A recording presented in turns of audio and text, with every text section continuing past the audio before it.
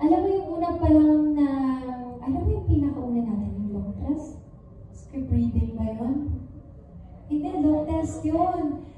Nakaka-proud, sobrang sabi ko, wow, he's really learned to,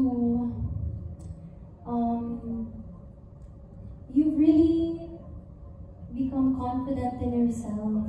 Nakita ko na... Shy pa din, ano? Confident pa rin. Confident yan. I mean, confident in a sense na mas kilala niya na sarili niya ngayon, mas secure na siya sa pagkatao niya ngayon. He knows what he wants, he knows what he doesn't want.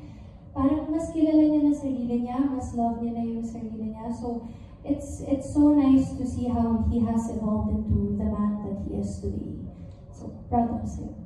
Thank you. Welcome. Confident na. Ayun, sumasagot. Confident yan. Sabi ko nga, grabe, na pinapanood ko to si Aljun. Sabi ko, parang si Josh to the Actually, but they can pass for brothers. Di ba? Yeah, oo, always. Sabi ko lang, medyo mas fit lang siya sa akin. Mas, alam mo, mas may masal-masal lang siya ngayon. Dati ako eh. Cute yan. Cute lover boy, lover boy. Pero grabe yung journey ni Joshua. Now he's the most sought after leading man, not from a PBB. After, di ba? You get to be paired with, Ano yan, very thankful and grateful lang ako. Parang ang gandang regalo sa akin na ika-10th year ko this year. Parang ang gandang regalo sa akin. So, thank you. Thank you, Bessie. 10th anniversary celebration po ni Joshua itong I'm happy for you. Okay, more questions from your end, Justin. Ayan, kasama rin natin si Dean Bailon of PET.ph. Ayan, personally, he'll ask the questions. Yes po. Alright. For Julia and Joshua, nagkaroon ba kayo ng heart-to-heart talk bago magsimula yung shoot? Kasi parang last time, yung paubaya pa yung last na kasama niyo. May gano'n ba kayong exercise? Wala. Kulit nga namin. Nagkaroon kami, pero during shoot na. No? Yeah, hindi siya parang heart-to-heart before na. Hindi siya yung malalang heart-to-heart na nag-iiyakan kami. Hindi ako gano'n na. Buti na, okay ko kayo. Hindi ako gano'n. So, parang nag-catch up lang ako. Masayang pag-uusap lang. Wala nang ano. Yung hobbies mo ngayon, di ba? Yung ginagawa mo. Na pinapakinggan mo ngayon. Mga music, di ba? So okay, sa set lang yan, hindi naman yung parang outside the set, nagkakumusta. Ibang usapan naman yun, parang di ba? After kasi ng shoot namin, meron kami parang 20 to 30 minutes na tatambay kami cast. Tapos doon kami parang nagre-release ng tension ng buong araw na yun sa mga excel. Supervised by direct, yan hindi naman. Cast talaga siya. Cast lang. Nag-cast. So, yeah, yun yung ginagawa namin. So doon kami nakakapag-usap-usap din. Na yun yung labas na ang trabaho. Confident ka na, madaldal ka na. Hindi na. Share lang ako na experience. Ikaw naman tatanong, ibabalik ko yung tanong.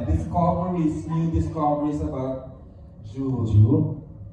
Bukod sa matalino pa, sobrang mas matalino siya ngayon, mas smart, mas at napaka-sexy. Grabe naman, sobrang. Gusto ko kung paano siya ngayon sa the way kung paano niya himayin yung script.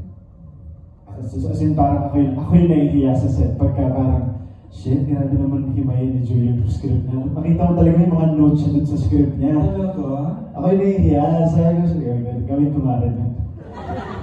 Nakita ko ng room ko, naggawa ako kanyari ng ganyan.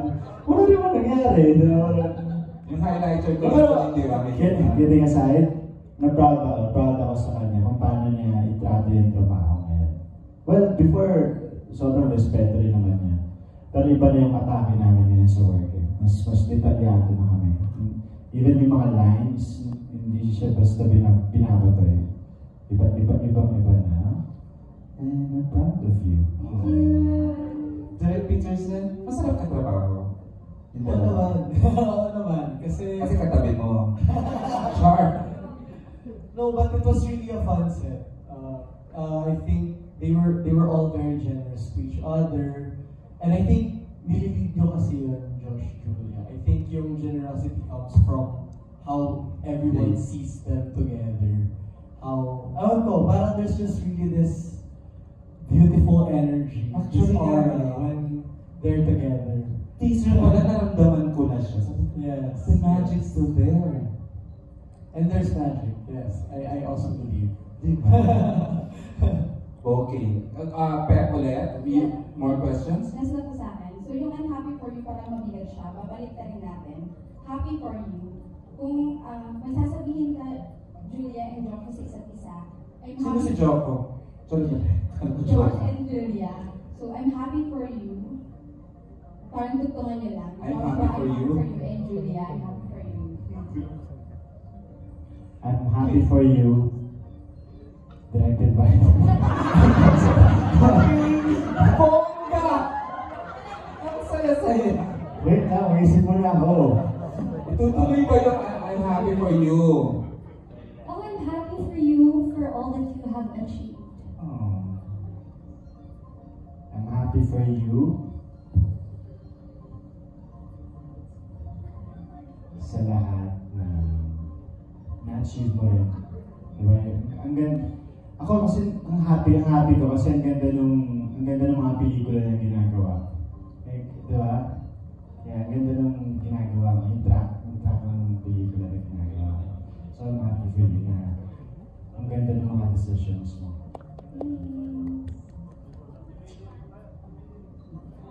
Thank you. Thank you. Okay. Sorry, but you have something to say, Jules. We're down to our last two questions, and the last two will come from Papasahin and Justin.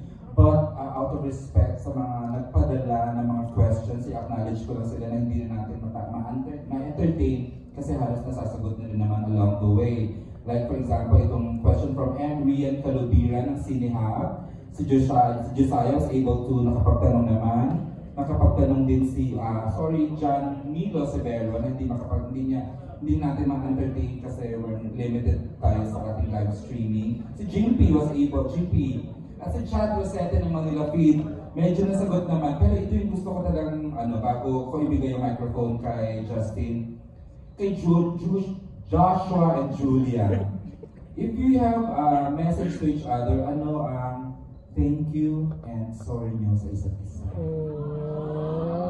Ang ganda, di ba? Thank you, Chad. Matalino yan si Chad. Nag-iisip. Thank you and sorry nyo sa isa't isa. Nagawa na namin the dahil.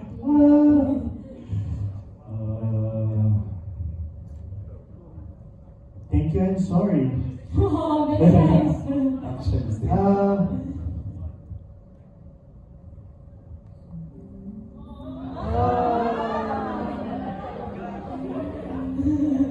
sabi ko